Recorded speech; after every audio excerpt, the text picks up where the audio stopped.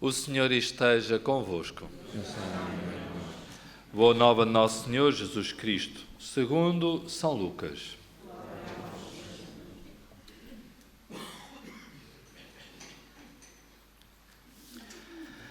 Naquele tempo, as multidões perguntavam a João Batista: "Que devemos fazer?"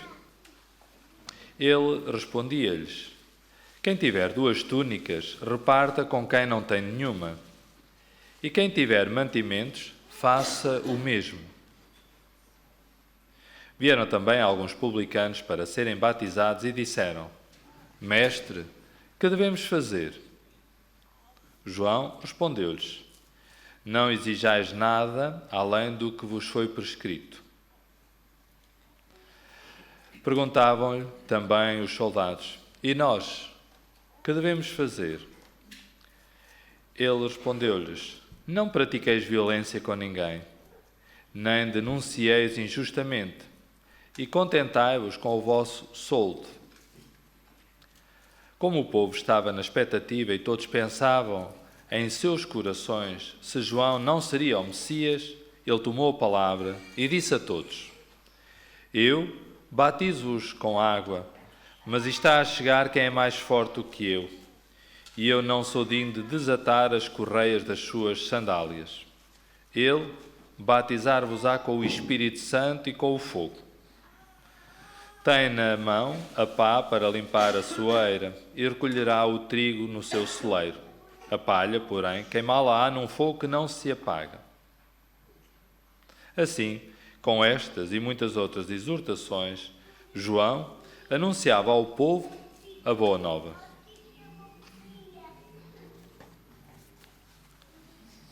Palavra da salvação. O Evangelho deste terceiro domingo do Advento, que é então costume chamar-se o Domingo da Alegria,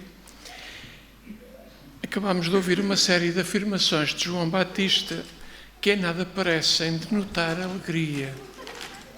E se calhar, olhando à nossa volta, até somos capazes de entender, à vista ou avaliando aquilo que se passa na nossa realidade, que se calhar João Batista também naquela altura já não teria muito para se alegrar. É que para onde quer que nós olhemos, para onde quer que deitemos o olhar, neste nosso mundo, o que mais não falta são desgraças, é abandono, é miséria, é destruição. Só que de tanto ouvirmos e vermos essa realidade que nos entra pelos olhos dentro, através dos meios de comunicação, acabamos por criar e viver numa espécie de almofada de comodismo, um casulo do nosso conforto. E por não nos faltarem os bens essenciais, esquecemos-nos de que fazemos parte de um pequeno grupo que tem por garantidas a assistência, a educação, o acesso à cultura, um salário de que viver e até por vezes, de onde até por vezes podemos retirar algo para o supérfluo ou para pôr de lado para tempos mais difíceis. Esquecemos-nos de que mais de 1/3 da população do mundo inteiro vive abaixo do limiar da sobrevivência. Isto é, 1 em cada 3 pessoas, pelo menos 1 em cada 3 pessoas, não tem meios para satisfazer as necessidades mais básicas de comida e água potável.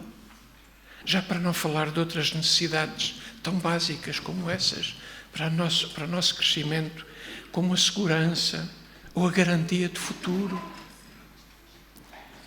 E isto é à nossa porta.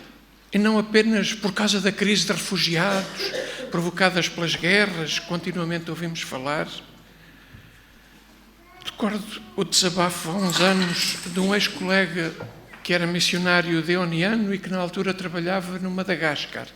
O Madagascar, além do nome de um filme de animação, é também o nome de um país africano que ocupa uma ilha no Oceano Índico, assim, encostadinho ou pertinho de Moçambique. E esse amigo meu contava-me que numa visita que fez a um outro país africano, que era o Zimbábue, ter passado ao lado de crianças moribundas na rua, ali mesmo à sua frente, e não por terem qualquer doença, morriam de fome, morriam porque não tinham que comer. Crianças. E continuavam a morrer, e continuam a morrer. Basta deslocarmos-nos algumas horas de avião, como de comboio ou de carro, não encontramos assim estas coisas, pensamos que elas ficam longe por causa de virem na televisão, mas basta deslocarmos-nos algumas horas de avião para nos depararmos com fome, destruição, populações deslocadas, populações devastadas, vidas destruídas. Esta situação só tem um nome: injustiça. E infelizmente isto apenas acontece por um motivo bem conhecido e que também tem um nome: inconsciência.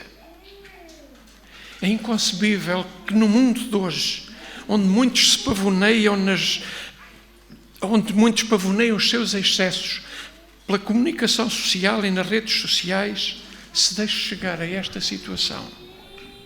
Bastava alguma pequena vontade política e uma pequeníssima parcela daquilo que se gasta anualmente em armamentos seria suficiente para acabar com a fome no mundo inteiro.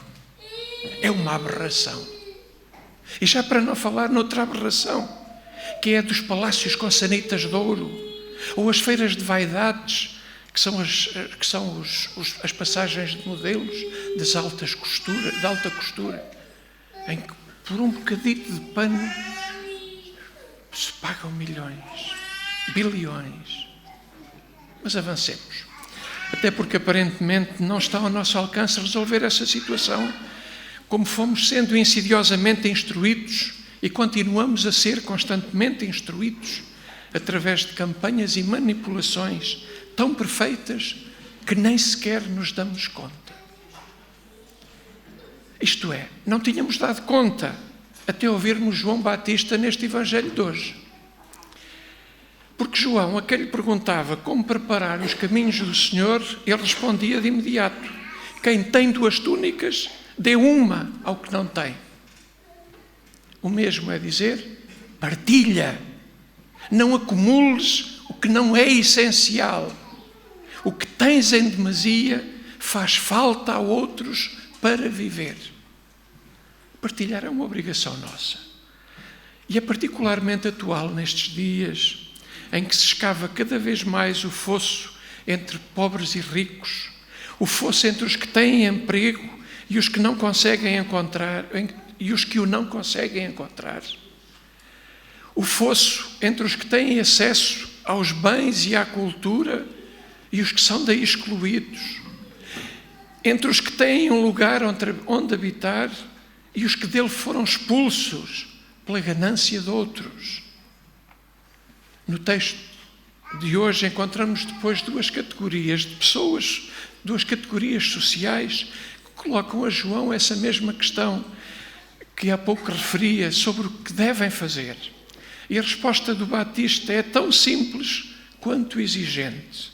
Exercei, podemos resumir numa frase só, exercei a vossa profissão com espírito de justiça e de serviço. Aos cobradores de impostos, que eram chamados publicanos, ele manda que nada exijam a ninguém para além do que esteja estabelecido. E essa mesma recordação, essa mesma recomendação se aplica com particular justiça aos nossos dias. É a vontade de ganhar sem olhar a meios. É criminalidade disfarçada, mas mal disfarçada. É aquilo que se chama o branqueamento de capitais, as vigarices, a corrupção, a exploração desenfreada de pessoas e de recursos naturais. E o outro grupo social de que fala o Evangelho, os soldados, João convida-os a contentarem-se com o seu salário e a não se entregarem a violências gratuitas. Não é novidade para nós, que também hoje se aplicam a nós, na nossa realidade estas palavras de João Batista, quando entre nós se multiplicam caprichosamente todas as formas de violência, quer seja ela social, económica, física, psicológica e todas as outras que dão pelo nome de abusos. Por tudo isto, também a nós se deve colocar essa mesma questão. E eu, o que devo fazer? É seguirmos a indicação do Batista e simplesmente não acumularmos mais do que necessitamos. Porque enquanto houver cidades onde isso fizer falta para viver, não nos pertence a nós. Não continuar a desenvolver o nosso bem-estar sem limites, esquecendo quem morre de fome. É que o verdadeiro progresso não consiste na obtenção de um bem-estar material cada vez maior por parte de uma minoria ou de um grupo. O bem-estar material acontece quando todos os homens e mulheres do mundo inteiro puderem viver com mais dignidade e menos sofrimento. É aqui, é nisto, que todas as nossas teorias e justificações, por mais coerentes que pareçam ser, caem por terra. Mas voltando ao texto do Evangelho de hoje, perante estas tomadas radicais de posição do Batista, não é de admirar que os seus ouvintes se tenham interrogado se não seria ele o Messias para dizer aquelas coisas tão diferentes do que era costume ouvir.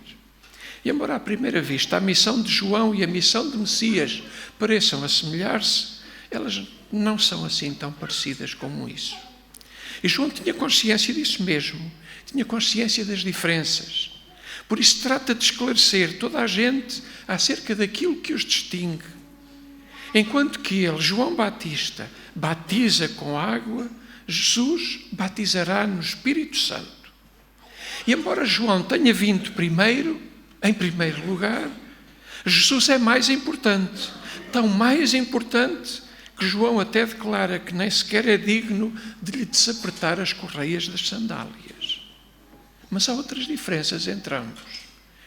Enquanto que João se rodeia de uma espécie de confraria dada a jejuns e penitências, Jesus e os seus discípulos comem e bebem como pessoas normais que são. Os grupos de seguidores de João Batista tendem a isolar-se das outras pessoas. Pelo contrário, Jesus e os seus vivem no meio do mundo, a ninguém rejeitando. Misturam-se, não importa com quem. E não apenas com as pessoas de bem, como dizem alguns politiqueiros, ou como querem alguns da nossa política.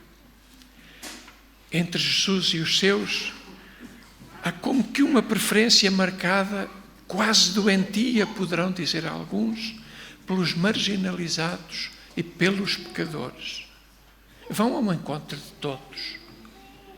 Aquele todos, do Papa Francisco em Lisboa no ano passado, e que desde aí se tem tornado num quase refrão do seu ministério, e que até o documento final do último sínodo sobre a sinodalidade vai recolher e vai colocar, e vai plasmar, vai colocar no texto. O chamamento de Deus é o mesmo para todos, hoje como ontem. Ele continua a convidar-nos à alegria de viver como os seus filhos, como ouvíamos na segunda leitura de hoje. Alegrai-vos sempre no Senhor. Novamente vos digo, para que ninguém se esqueça, alegrai-vos. Ao aproximar-se o Natal, ou seja, a celebração do nascimento de Jesus, alegramos-nos com isso, claro. E depois, em que dá a nossa alegria? Embora o convite de Deus continue a ser o mesmo para todos, também os caminhos para lhe responder continuam a ser diferentes, pois dependem da resposta que cada um de nós dará. Mas só podem conduzir todos a uma única realidade: à vinda de Jesus que acontece no meio de nós, quando nós deixamos que aconteça.